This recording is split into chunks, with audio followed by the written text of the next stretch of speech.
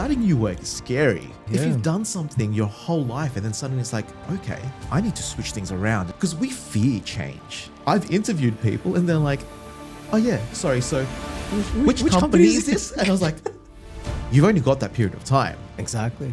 That's your time to shine. We're here to stand beside you and be like, look, you know what? It's okay. The job market out there is wild. It's crazy. What's your process? The process is... That's fantastic. Yeah. It sounds like a match made in heaven kind of thing. Hello, welcome back to the new episode of our podcast for first one in 2026. Today we have an amazing guest. If you're a job seeker, this episode is for you. Hi. So my name is Paulo. I am the business development manager here at AusRehab, but also lead the amazing employment consultant team. So a little bit about me. I've worn many hats over the years. I've gone from learning and development to business development to state managing disability employment services and also being an employment consultant myself in the disability space. But also in the spare time, I like to do a little bit of dance and I also stage manage a little bit as well. Okay, so the main job is dancing. The part-time job is helping people find work. 100%. No, literally dancing through being able to help people, get the jobs that they want. That's what it's all about, right? Okay, all right, let's go dive in straight in. Disability employment assistance. Yep. Is that what it's called? Well, I was a disability employment consultant. Consultant? Yep. Uh-huh. And also disability employment services manager as well. Okay, well, tell me, what's that? What is that? Look, you know what? It's all about getting people into work. That's where I've always been and what I've enjoyed doing for realistically most of my working life. How long has that been? Like 20 years? You look Pretty much. You look dated. Look. Look, I'm moisturized. I'm making sure that I look as young as possible. Pretty much between 10 to 15 years. 10 to 15 years. Is what I've been doing. And it's something that I absolutely love to do because it's breaking those barriers of people going, you know what, you can't do that. I'll prove to you can. It's getting people pretty much that have a disability or an injury, back into work, back into employment and something that they want to do. So that's something that I've always done and I've brought that in here in RehAB as well. Awesome. But okay, run us through, what a like I say, Des, what does that look like? How does it start? What's the timelines for someone that just comes in with a disability? Okay. Look, generally we work around the 3, 6, 12-month period to be able to, work with people to understand what it is, what are the barriers, what do we need to do to be able to upskill, what do we need to do to be able to, get the person ready to, one, be able to start applying, be confident in themselves, and then also actually apply for the work, get the job, see what's available in the market out there or create roles that's available for them. What do you mean by create roles? Well, right, people have many, many skills, right, from what they've done in the past or, just things that they have in their own life or things that they're passionate about. Sometimes these skills are so needed in different businesses and employment spaces, but generally they don't know it just as yet, right? So being able to then reverse market and advocate for the client going, hey, you know what? I see that your business does X, Y, Z. This client does this and can benefit your business so well, right? There is opportunities there to then be able to create a role, be able to give opportunities for this person to do what they do well to benefit your business. Hold on, what do you mean by that? Is that an example? From top of my head, I'm thinking, we're going to a cafe or something, and then the disabled person says, I really love singing, and then do you go approach a cafe and say, hey, I've got this person here, freaking awesome in singing. Let's plant that person here. Is that what you're saying? Pretty much. And I'll give you an example where I have done that. So in that instance, I'd be like, hey, you know what? Your cafe's great. Coffee's fantastic. I've been here. It's good. My client actually loves being here as well and, is often here. Ambience is good. Could be a lot better though. Could you imagine having somebody you train as a barista, someone as customer service, but then the odd times have a little performance, bring more customers in, create the ambience in this thing, and then you're then renowned and known as this cafe that has this amazing singing waiter, or barista whilst they're working. How does that sound for you? Really? That works? 100%. I had somebody that I was working with that was so into anime, games, movies, autistic, nonverbal, and really wanted to work in that field. But there were no opportunities, didn't know how. What did we need to do for that? So I was able to canvas and find out, it's like, okay, there's kind of like a job where they, do the packaging and things like that for new games, movies, things that are coming out, which highly interests my client. So in doing that, then I approached the company, right? And at first, everyone's like, oh my God, wait, no, what do you mean? Autistic, disability, not too much of a hassle to go through. And it's all about finding what works, right? So I've gone, you want somebody that is highly focused and lives on routine, loves the content that you're actually pulling out, would not get bored going, oh, okay, I'm going to do X, Y, Z this many times repetitively every single day and do it on a constant and is strict on timelines. Okay, that's his superpower right now. Why wouldn't you want that? And then they're like, well, what about the training? What about this? I've gone, no worries. Let me do that for you.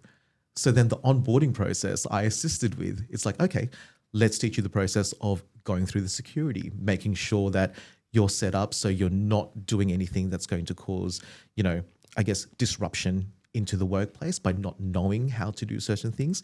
And we did do that. So prior to actually even applying, we practiced, okay, this is what you need to do for a security screening. This is how you pack your bags so that you don't get in trouble for bringing something that isn't clear. All those little things that we don't think about, that we're just like, yep, okay. Having that preparation and practice then allowed the person to go, hey, one, I can do this, be comfortable in doing it because we've prepared, we've rehearsed, we've practiced. And the employer going, oh yeah, there's no issues, just like everyone else. So that's fantastic. Yeah. It sounds like a match made in heaven kind of thing. Well, that's what we try to do. We try to make some connections with people. And realistically, it's suitability, sustainability for work. Because when we try to put people into jobs, it's not just get whatever it is and go. It's about what it is that is going to work for them, right? So realistically, what I've always tried to do is get myself out of a job. What do you mean? Like, I guess it's kind of like along the lines of, well, I'm trying to get everyone work, but don't come back. It's like, this is going to be suitable for you. It's going to be sustainable. It's appropriate for you. So you're good. Okay. Off you go. See you later. Okay. Wow. That's interesting. Okay. Let's go back a little bit. Like, what's the process like in terms of, I guess, Des and here, it's very similar in terms of, what we do. Oh, yeah, 100%. Right? So what's your process? All right. So the process is starting off with, we need to get to know you as a person. You mentioned 3 months. Like, why does it take 3 months? To get to know the person, I think. To get to know the person doesn't take 3 months, but it allows us to build an understanding of the skills, an understanding of what's available in the labor market at the moment, and also the ability to either create work or develop relationships to be able to have those stepping stones to go, yep, we can go from here to here to here to get to where we need to be at the end. Okay. Yeah. Okay. So go back to the process. So what is it like? All right. So perfect. So with us, right? So we do have an amazing employment consultant team here at AusRehab. No selling. No selling. But you know what I mean? So like the team's great. So you get to know the person, the people, right? What it is that they can do. understand what the background was of, what work have they done before? What skills, what experience have they done? What are they actually naturally interested in? From there, it's making sure then that we do have the resume set up, organized, making sure that all of that is ready so it is something they can send out to people. Then it's all about the application process. How long does it take from the start to say the resume preparation application? How long is that? Oh, look, we can do that within a couple of weeks. Okay. Right. So we can do that in a couple of weeks. But we all know that in terms of applying for roles, getting the calls back, that takes a little bit of time. So, got to be a little bit realistic as well in regards to this. And then from there, it's fine tuning as well, because then there's practice. And it's really important to have that practice in terms of, okay, sending the resume out, going for interview, practicing what it is that you're going to do at interview, right? How are you going to set things up? What's going to happen? What are you going to say? Right? All of those things, all of that preparation is really important because that builds the confidence in it, especially if you're starting new work. Starting new work is scary. You know what I mean? Especially if you've done something your whole life and then suddenly it's like, okay, I need to switch things around and I need to do something different now. It's like, whoa, because we fear change.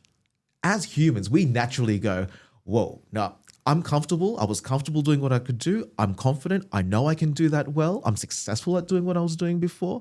So jumping into something new where you're kind of like, hold on, I'm the new fish here. I don't know if I'm good at what this role is, right? You tend to balk, you tend to hesitate and go. Absolutely. No, we see that pretty much every time here because whenever a new starter comes in, they're like shy at first, timid at first. After the first week, they go berserk. They go crazy. Like, yay! Yeah, because until until you build that confidence up, you're kind of like, oh, you know what to do. And then having all those little preparation steps is so, so important. So then we go through that as well during the employment consultant sessions, right? So we go through the whole interview process. I know it sounds silly, but this is something that I work with all the clients that I do work with as well, especially pre-interview and when we're about to go to an interview, is we'll go from basically, okay, you know what are you going to wear? Really? You go into that small detail? Oh, can I just say, I've interviewed many people, right? And over Teams or in person, you'd be so surprised at what's happened. I had somebody interview for a service coordinator position where I was working previously in pajamas in their bed. No freaking way. Really? People need to be reminded. Like, well, hold on. They came to you for work and they were in pajamas. Correct. Was this person successful? Well, no. There were things like that, but even just knowing what is appropriate for that certain business as well, so having that, but then also for yourself, right? Because for me, I know that when my confidence is built, when I know things are going to be working well, right? So even trying on the clothes beforehand, making sure they fit, they look good, I'm comfortable in it, I can sit in it, I can talk to you, right? And travel. Being able to know where the interview is, having that understanding to go, okay, look, I have to drive to this place. So we talk about, are you going to drive there? Are you going to take public transport? What buses, what trains are you going to catch to get there on time? So then you're not stressing out about missing your appointment. Well, I've got a really stupid story here. Yeah, go for it. Really stupid story. When I was back in my teenage years in early 20s, I think back then I was maybe 19, 20. Yeah. So I absolutely no idea how to do freaking job interviews. I actually hated job interviews. I think if I go to a job interview now, I'll fucking bomb it. I just will. But anyways, it's true. So what happened then was it was a company, I think that was doing online streaming shows. Yeah. Or I can't remember what the name is. No idea. Chances are they're bankrupt. Doesn't matter. But So left out. But the story is, I rocked up, I somehow got an interview, like sending a resume, all that stuff, got an interview. Like they were saying, this place, this time, come here. And if I remember correctly, it was in St. Leonard's. Right. Right. And we all know, freaking St. Leonard's, there's no parking anywhere. Yeah. I didn't know that. I was a fucking 19-year-old, right? So I drove my, tiny little Toyota car all the way to St. Leonard's. Yeah. And then I realized, there's no parking. So I bloody drove around the entire block trying to find parking because it is a business district. It was during business hours. Yeah. And pretty much all the spots were full. Mm-hmm. And then, being a broke 19-year-old, I was like, I don't want to pay like $50 for an interview. So I ended up, being like 5-10 minutes late to the interview. And I was like, oh my God, all right, what do I do? I went in, I apologized, all that stuff. Obviously I didn't get the job, but I think that, that actually changed me. So from that time onwards, every single time I go to an interview after that, I would actually, back then it wasn't Google, it was like whereis.com or something, right? So I actually look up where the address is. Yep. Find out, if there's any parking around it. Chances are I don't take trains. I'm spoiled like that. I was broke, but I don't take trains. No, I actually do. But I'll find out where the parking is, and then I'll time it then, and then after that, I'm very sure I was still late to interviews, but it was a lot better. So like out of maybe like 10 interviews, I'll be on time with 9 of them, and then one time I'll be late. Oh god, well, that's me. I'm very bad. But those are things that we work on, especially when you have been out of work for quite some time as well. Just those little intricate things to go, oh, you know what? I need to know this. Yeah. Because when you know it and you're confident that you're going to be there, you're not rocking up to the interview sweating from stress going, oh my goodness, I'm going to be late or I was late. No. It's just running because you're trying to rush there. Yeah, 100%. Well, and that's then, what happened. And then you're like, hold on. And then it's no longer about the interview and being able to sell yourself well. Yeah. Right? Because you've only got that period of time. Exactly. That's your time to shine. So you've got to be able to be at your best. So if you have all these other things set up and organized, even your interview questions or even practicing the person's name that you're interviewing with. That's a good tip. Is really, really important, because you want to be able to connect with the person. And if you're saying their name wrong the whole time, I've actually no, but it wasn't me. Like I was actually the person interviewing, and the person kept saying Stefan. I'm like, dude, it's Steven, and it's not Stefan. I'm not French, but it's happened to me as well. And it just changes the kind of the atmosphere of the interview as well, right? Exactly. And obviously that person thought I can't remember who his name is. Yeah. But like you call the wrong name. Yep. People don't like it. And then from like answering the questions and being able to kind of, make sure that you're outlining certain topics and everything else like that, it's also the behaviors and how you change and how you kind of like leave the interview as well, which is also very important because people forget that. What do you mean? Okay, example. So I did work with someone. We went through the interview process, and this would probably be their third interview that they had. With the same company? Different companies. Okay. Different companies, because the first two didn't go as planned, right? But we built from that. So we learned, we reflected on what didn't work, we changed, we practiced, we got to it. So that's actually a really pro tip because I've actually talked to one of our other psychologists before, and they were like, just go to interviews randomly. 100%. It's free. Yeah. Someone there is Practice. willing. Yeah, exactly. Someone there is going to, willing to spend half an hour, Yeah. an hour of your time or their time Yep. to interview you. I mean, why not? And we do that in our sessions, right? So that's really? I do that all the time. Okay. And I was like, no, I'm just going to ask you some questions and answer. Go for it. Tell me, right? And they're like, what now? I'm like, yes, because the more confident you are, the better. And what I absolutely love is the clients now, because they're so used to me, will ring and be like, I've got an interview coming up. I need you to practice with me. Do you have time now? I'm like, when's the interview? in about 2 hours. I'm like, right, okay, no worries. I will drive and talk to you. That is fine. And that's happened many times. There's like 7 a.m. or something like that. And we're like, yeah, let's do it now. Let's go. Let's get prepared. Really? Yeah. What does that look like? As in like that practice session. What does that look like?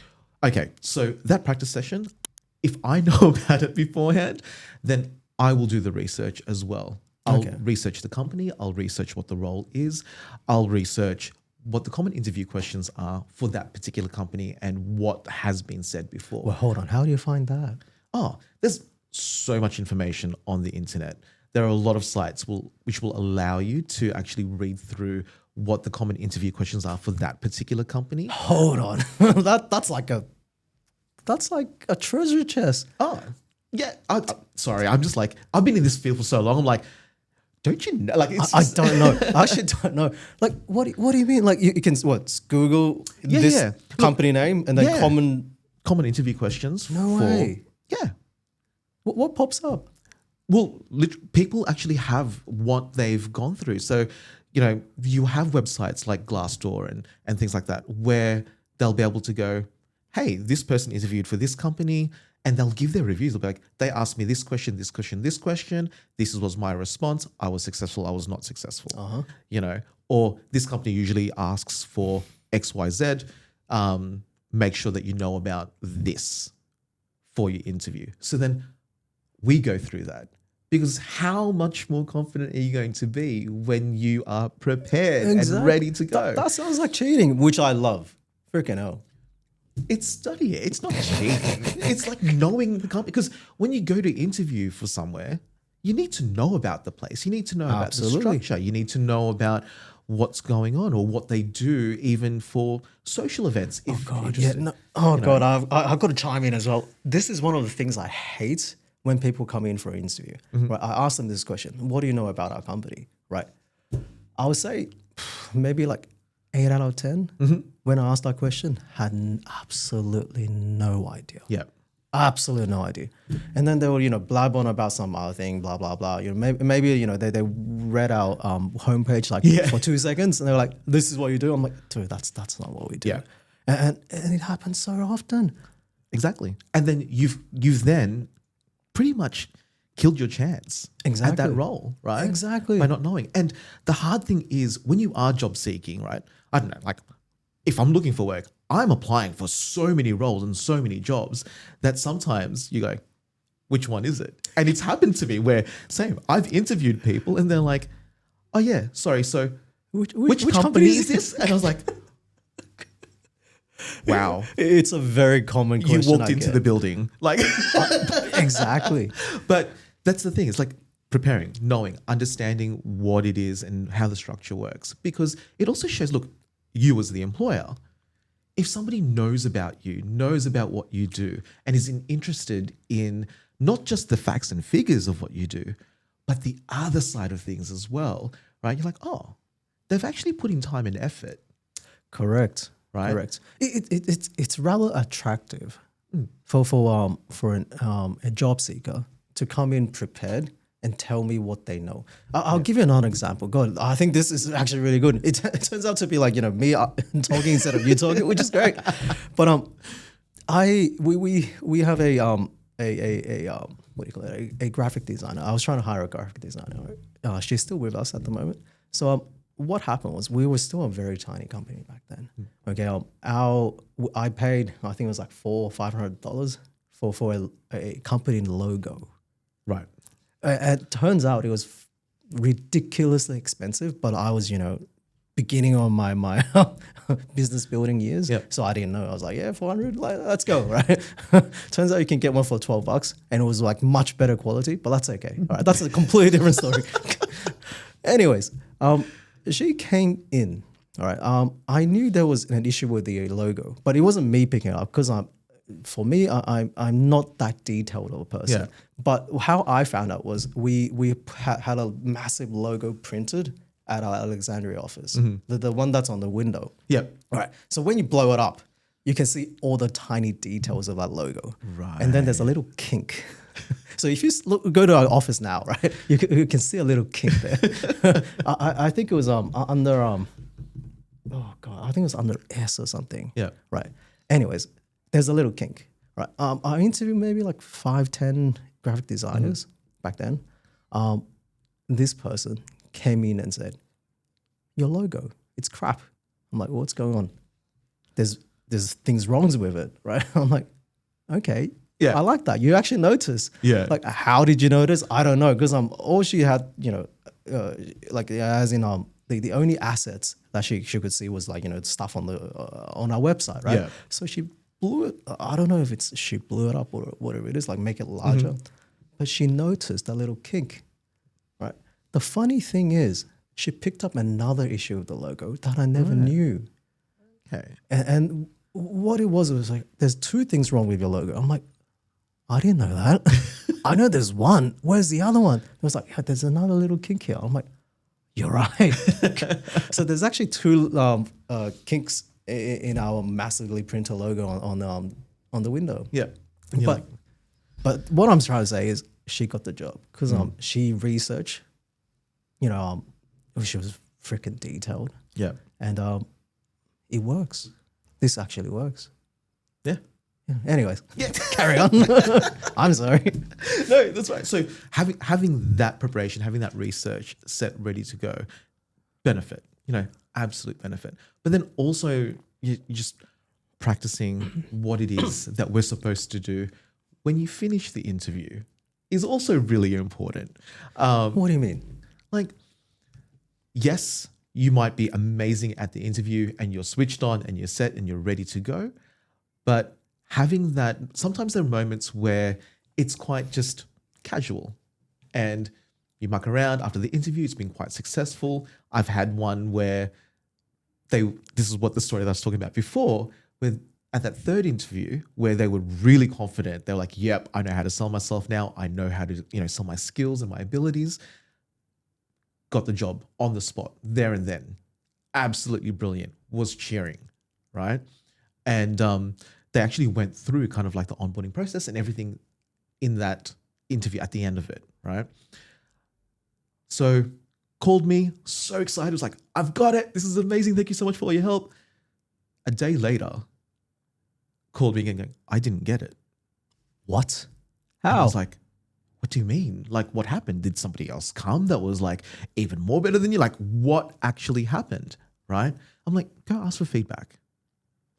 Ask them what happened, right? Or what was the change of mind that occurred?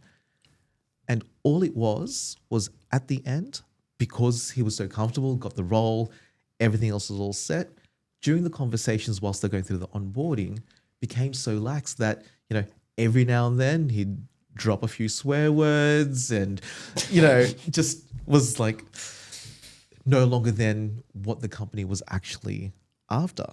Because it was like a totally different person that they were talking to because he was just so comfortable. And he's like, oh, when he told me that, he goes, I thought it was okay because we were just joking around. I've gone, but you've also got to remember you're in a workplace. Right? So those expectations, right, are there from when you walk in to when you walk out, right? Really, really important. And that's the same with teams. Online interviews, really important. I always make sure that we have practice with online interviews before they actually go for the interview. Really important. What sort of what sort of things do you practice on? It starts off with the setup and the environment of the room. Like professional mics? It doesn't have to be professional mics. It just has to be, somewhere quiet, somewhere that is going to be pretty much non-distracting to the people interviewing you, and also appropriate, right? So we've had one where somebody tried to do the whole interview and they were holding it with their hand on their phone the whole time, right?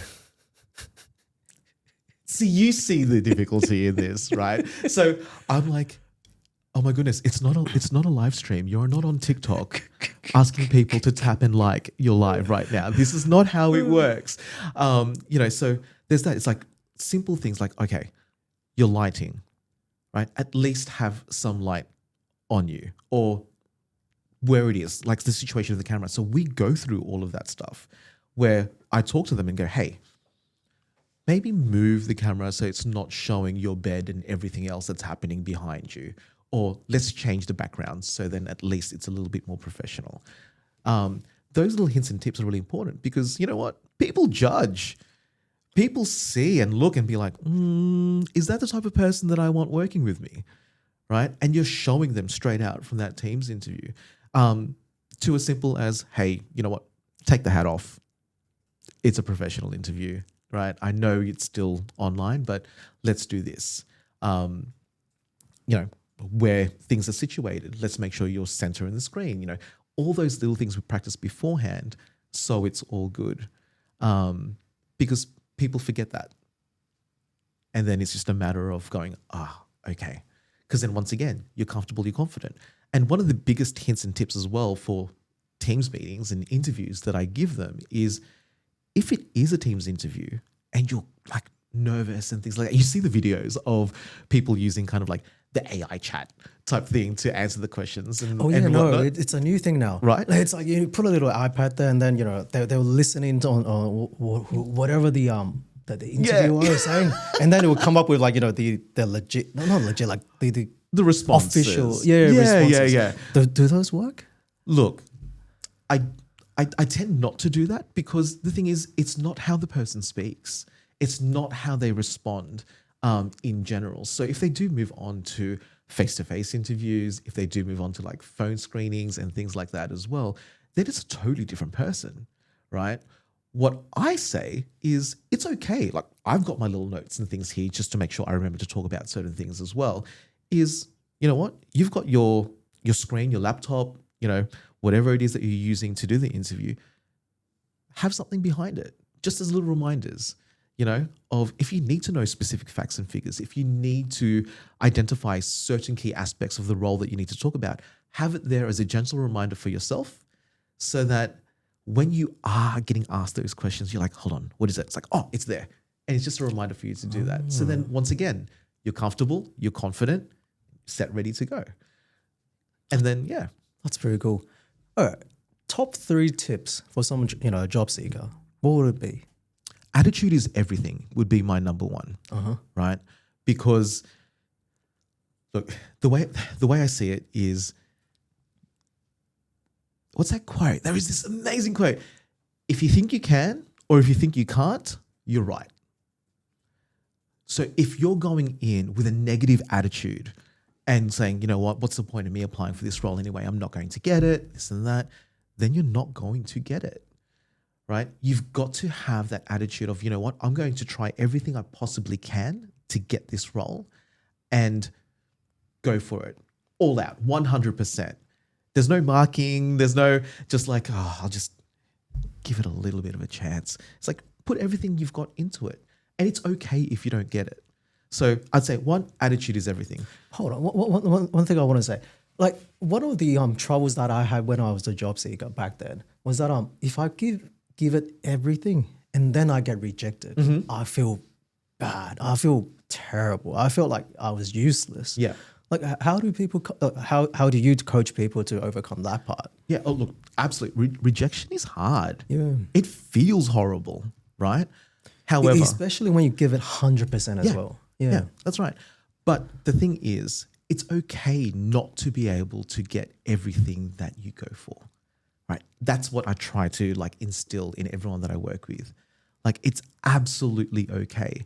Like we become stronger, we become more resilient from being able to deal with adversity and being able to go, oh, you know what? I didn't get that. And this is where I was talking about before about actually, you know what?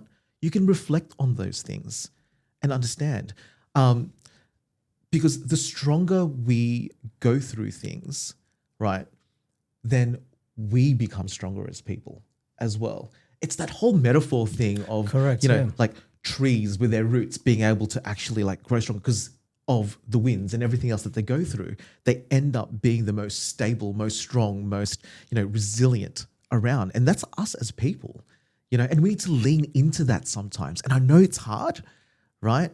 But that's what we're here for as well. During this time, whilst you're with us, we're here. We're here to stand beside you and be like, look, you know what? It's okay.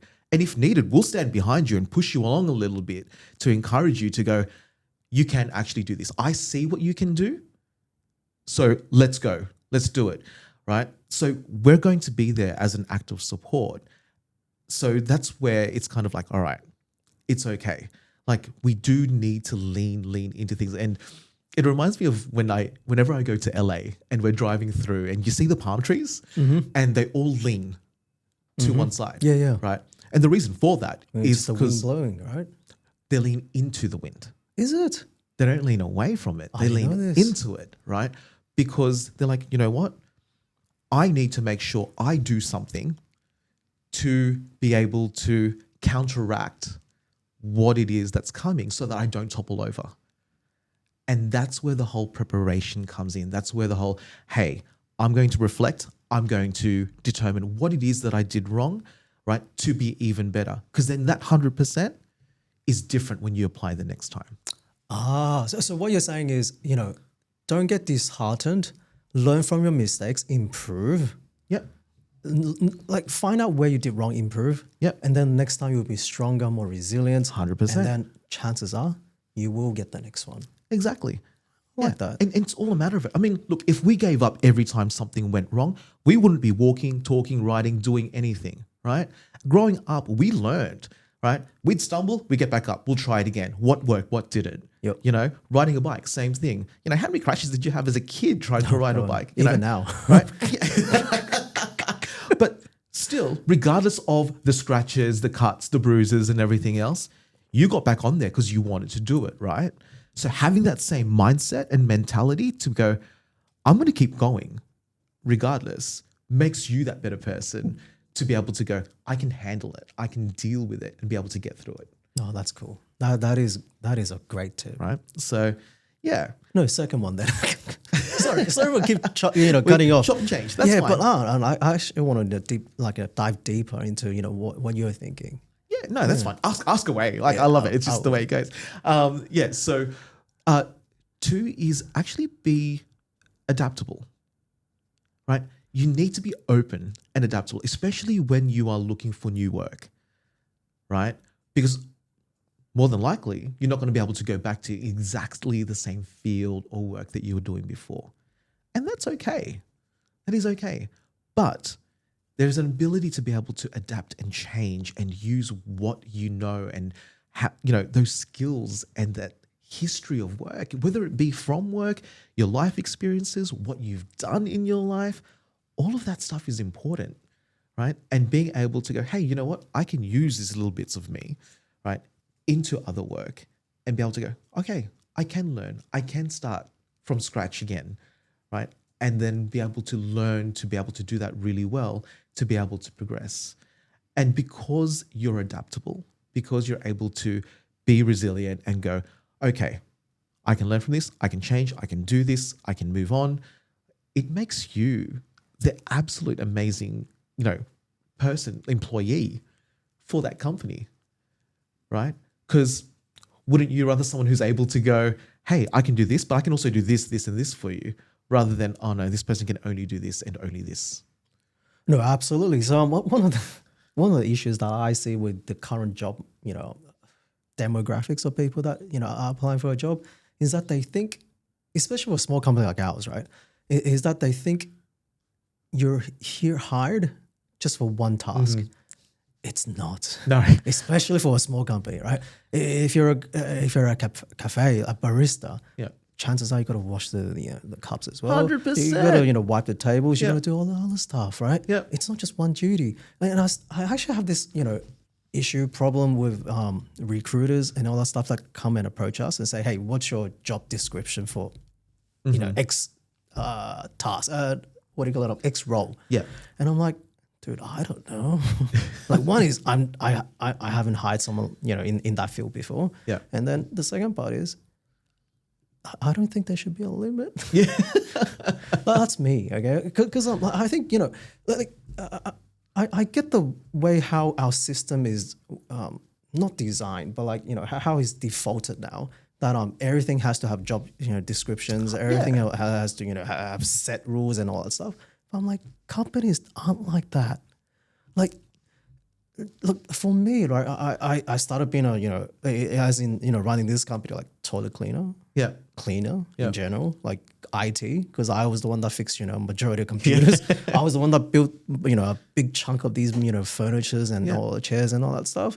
I had to learn accounting, I learned all these other skills that, that comes with, running a company. But, and then you're telling me that, I have to have set duties. It doesn't work.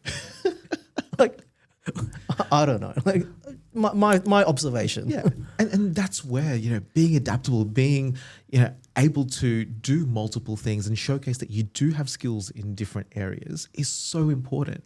So that adaptability factor is such a key thing to be able to sell yourself to employers as well, because then you gain even more value. You're a high value employee. Absolutely, yes. Right. And that's important. And that stands you out from the crowd. So if you can showcase that, absolutely amazing. And then I'd say tip 3 as well when you're job seeking is, you've heard me say it, go 100% and everything else, but also be realistic. Be honest with yourself in what it is that you're going for, right? Now, this I see a lot, especially with people with not much experience as well. And I think it's because of how I've always thought as a person, right? So whether you have done your whole uni degree or something else like that, does not necessarily mean that when you go into the workforce, you are going to be the CEO, project manager of this company. But there is that expectation sometimes. Which is insane. Right. Like, I see that all the time. I Okay, it's not just me. Okay. No. Dude. Like, maybe I shouldn't say this, but I actually think a majority of uni degrees completely useless. No comment. However, look, I it depends on what industry and role. Oh no, Right? I actually have this. Like, I think the ones that you need a degree to in order for you to get a registration. Mm-hmm. So like, say lawyers, accountants, doctors, all that stuff, physios, all that stuff. You need it. Unfortunately, you do need it, right? But I think for a majority of people, you actually don't need a bloody degree. And to be honest with you, yeah, you're right. Yeah, like for me personally, I actually think, oh God, I keep coming back to myself, but it's good we like that, Steve. Tell me about you. But like, I actually think I could have done better without a degree. The only bad part is, I've had, multiple arguments or discussions, for a better word, with multiple people on this exact point. I'm like, I don't think I benefited from my degree. Yeah. Apart from the fact that, I managed to party a lot. I managed Oh, uni life was amazing. Can I just say? That part was like, the social part of uni is amazing, right? You get to meet a few people, but not many. I don't think, I still keep in touch with, a lot of uni friends, but, by far it'll be work friends more than uni friends right now. But apart from that, like, what have I learned? Like, learn how to, actually, this is one of the cool things that I always say, right? I remember going through uni and then they come and tell us, you're here to learn how to learn, right? That's the phrase that they always use at uni. And then it wasn't until I was 30 and then I had a counter argument or, a voice in my head and say, so I'm paying 20,000 per course or whatever, like per year. Yeah. To learn how to learn. Really? Like, really? It costs us that much? And then a bloody entire degree is like, what, I don't know, $40,000. And you're saying the entire $40,000 is used for me to learn how to learn. It doesn't make any sense. But anyways, I'm not, crapping on unis, but I think there's a use for unis. I don't think it's for everyone. Like C students like myself probably don't need it. Yeah, that's right. Yeah. But still, and that's where like the whole being realistic is important. Being able to go, hey, you know what? I might be starting a new role and it's okay. And it's okay to start from the bottom. It's okay to start in a junior position, to begin with, because that doesn't mean that you're going to stay there. No, absolutely not. The people that are good, they're going to rise up. It's like, what, like the cream on the top. Like it will naturally float to the top. Exactly. And it allows you the opportunity to actually learn and know what it is and how the business runs, right? Or what everyone else in the company does as Or the well. foundation. 100%. As in, like, you need the basic skills, like talking. Yeah. That's one of the skills that I think it's one of the most important skills. The fact is, you don't actually learn that at uni, which is crazy. Right? Apart from the time that you social a little bit, but any other time, like professionally talking, you don't learn that at all. Yeah. But anyway, sorry. No, it's built. So, just having those realistic expectations as well. And that brings it back to what you asked about, rejection is if you have realistic expectations, then that level of rejection impact is also lessened. That is You know true, what I mean? yeah. Because then if you're always going to aim for something that is not attainable, like realistically not attainable, then of course you're going to get rejection after rejection after rejection. And that's going to make you feel horrible, right? Because you're like, why? Why can't I do it? If you are able to set realistic goals, actually set appropriate timelines to be able to achieve these. And sometimes it's not you. Sometimes it is just the job market, it's the opportunities that are available at the time, and that's okay. But then once again, that realistic expectation of going, okay, I know I might be able to get this later on in time. I can do something else in the meantime. Because when you're employed, that's when you're the most wanted and the most employable, right? Because employers, whoever it is in HR that's recruiting, can see that, oh yeah, you know what? You're working, you're, getting to work on time. There's no issues. You've got your current, referees and references. Once again, you're a high value candidate, right? Because they know that you've got that routine pack set ready to go. So, being able to do something as a stepping stone in the meantime is great as well. So don't feel as though there's a job that you're not going to do, because from that job, you've got skills that you're going to build from. There's people, there's connections, so important, that you build, because people have connections to different industries and different people. And, being able to go, hey, you know what? Steve was fantastic at XYZ. I really think he'd be brilliant at doing this role and really teachable. Having that pass on through different people and through different businesses is something that you don't get by applying online. No, you don't. I actually have another point on that. There's a stigma that thinks that you won't be able to build connections because you're poor and all that stuff, right? The funny thing is, this is my observation, is that if you're valuable, if you're useful, people want to know you. 100%. Yeah, right? exactly. If you're the best worker in a company, some headhunter out there is trying to come and take you from this company and put you in a high paying job. So for me, right, I've realized this not long ago. Yeah, I'm pretty dumb like that. I'm sorry, but it's true. Like, as long as you become the most valuable person, the most useful person, people actually want to know you. Yeah. Which is nuts. When I was growing up, right, the stigma, the impression that I got from my parents, all that stuff, blah blah blah, is that you have to be rich from a well family for you to actually know these people, or these powerful people. It's not. It's the other way around. Like you just have to be useful. Yeah.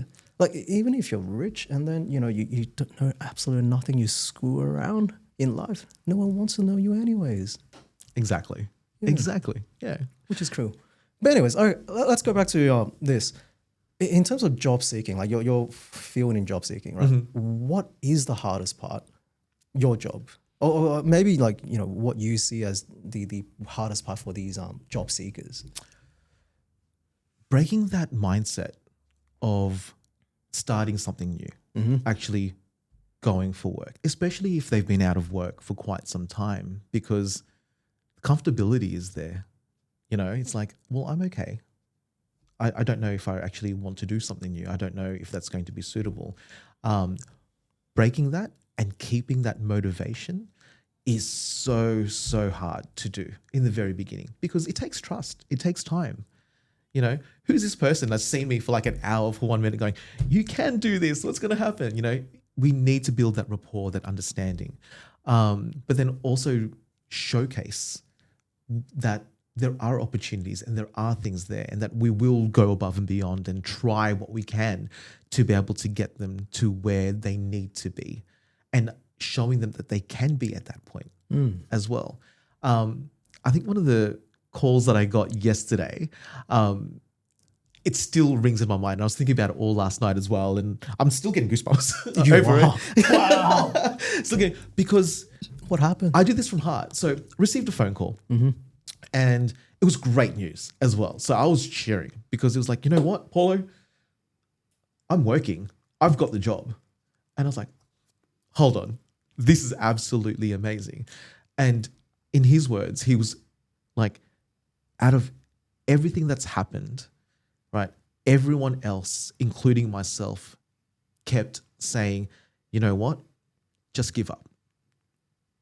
It's not going to work out for you. You may as well just stop, retire, just move on, do something else completely different, right? And he was like, you were not like that with me.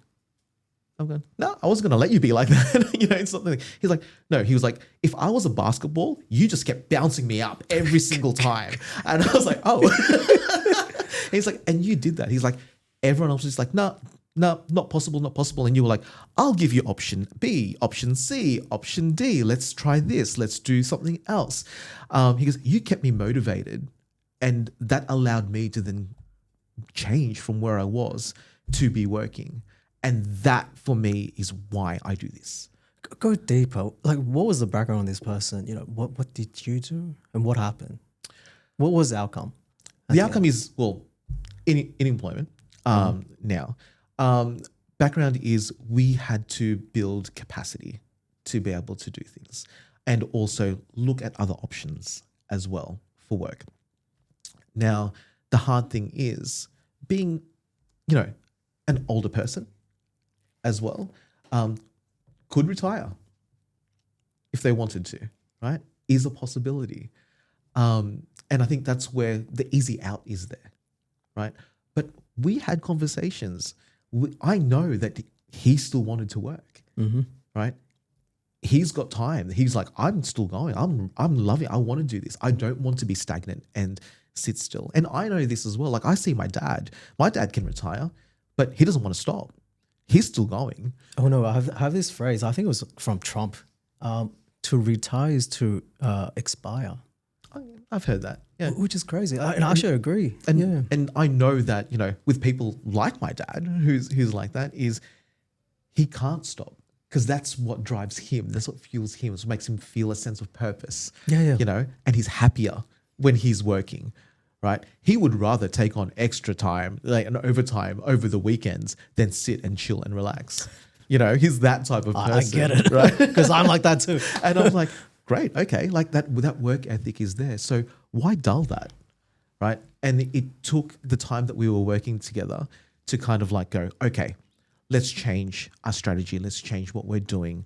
You know, having that constant communication to go, hey, it's all right. This didn't happen, but what else can we do? What strategy did you employ?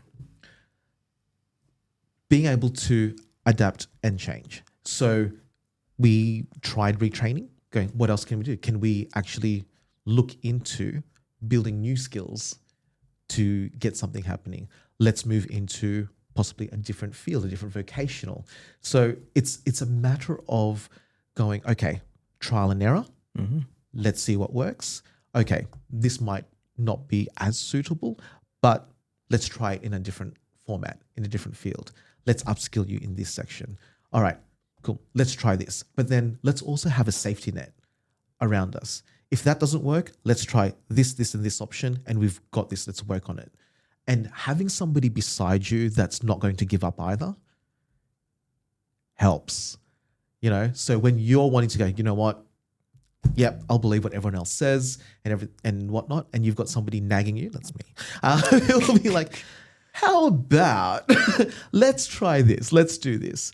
And it just allows you to see that little bit of light, that little bit of sparkle to go, yeah, let's do it. Especially when inherently you're like, I do want to do something. I do want to work. I want to get something happening, because that changes things mentally, it changes things physically, right? And then, at the end of the day, the capacity changed, and he was like, oh, I'm good. I can actually do things. The limitations there then stopped, right? And everyone else saw it. It's like, okay, cool. You can go. You can work. You can do this. How long was the process? I probably worked with this person one-on-one for about 4 to 6 months, including kind of like, 6 months. So what you're saying is, it doesn't matter what age you are, 100% no.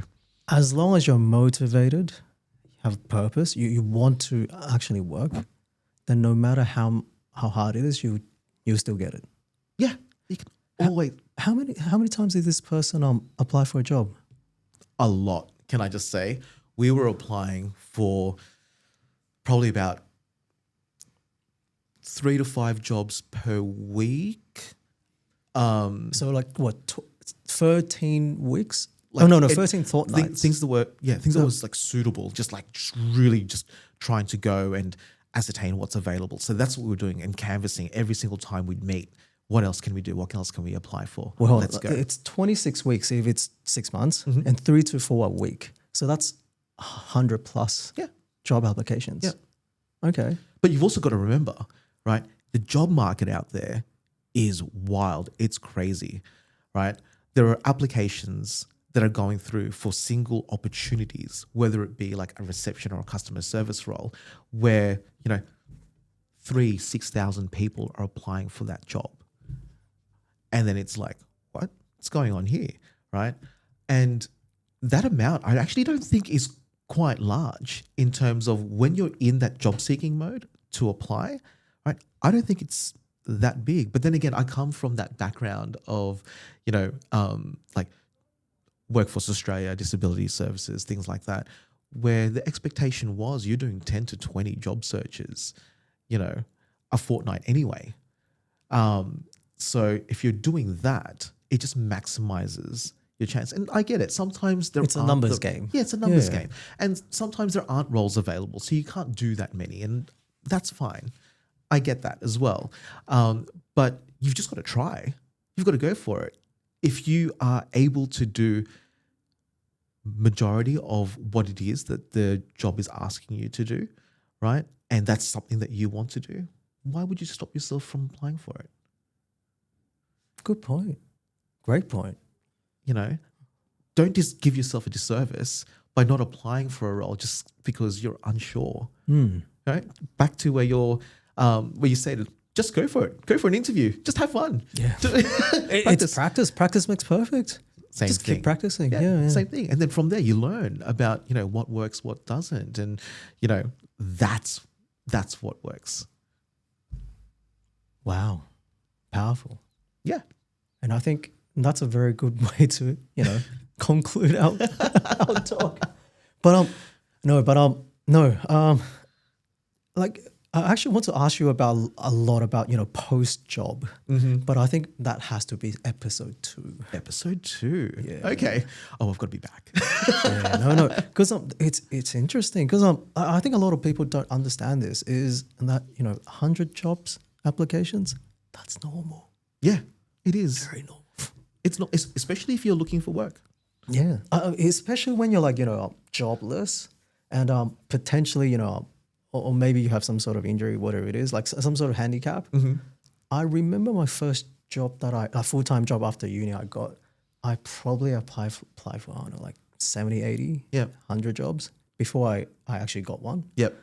If you look at the numbers, it's not that bad. Yeah. I mean, it's what 1.3% conversion rate. Yeah. I mean, that's good. Yeah. Success rate 1.something%. That's not bad. Yeah, it's right. But also, sorry, just another helpful hint, right? Is sometimes roles, especially if it's done by different recruitment companies and stuff like that, you've got the same role being advertised by different people, right? Apply for them all. Oh.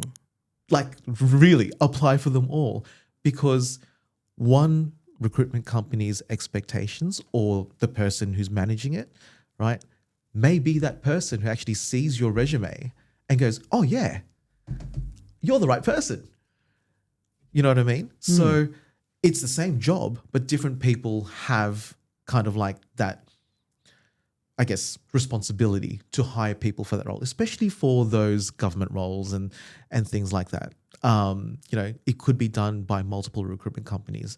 And then you'll also find, so do that, but then also have a look and see if that advertised position is on their own personal website or with the company themselves. Apply for it there. Oh, that's a pro tip, because recruitment agencies charge a ton of money. Right, I'm not crapping on them as well. I love them. All of you guys, I actually love you guys. But they charge a lot of money. And if you apply directly to a company, chances are that is already an advantage, because they don't have to fork out $10,000, $20,000 for recruitment fees. Right? It makes sense. Yeah.